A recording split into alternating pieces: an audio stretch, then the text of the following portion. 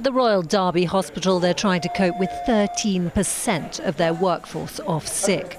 The staff describing the extreme pressures of rising numbers of COVID patients on top of existing demands, with fewer staff to care for them. It's hard, and we've got increasing pressures from the emergency department to admit patients onto ourselves for further investigations. And then we've got patients here that we need to move off to the wards upstairs to continue their care and treatment. So we've got no beds upstairs. We can't move patients up. So they need 20, but 20... With 60% of COVID patients in intensive care unvaccinated. Visiting a vaccination centre in Northampton, the Prime Minister said it was time to call out the propaganda of the anti-vaxxers.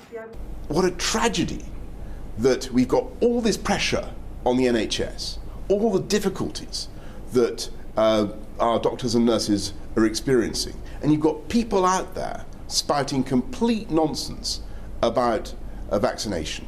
They are totally wrong. You've said the NHS is on a war footing, but you've sent them to fight without the staff they need to be able to do that.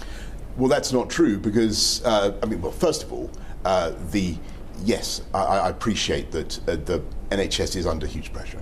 And yes, you're quite right, Romilly, in what you say about the way it's been continuous over the last 18 months. We've had wave after wave of COVID, and our NHS has responded magnificently. In another indication of the strain on the health service, a report by MPs today warns that the record backlog of almost 6 million people waiting for treatment in England is likely to get worse. Of those, 300,000 have been waiting more than a year. They include 19-month-old Aisling. She has kidney reflux and has suffered sepsis. She spent more than half her life waiting for an operation. It's very upsetting that it does feel everything's had to stop for COVID, and I do feel like we need to get back to a way of being able to live again and, prioritise the people that really need the treatment.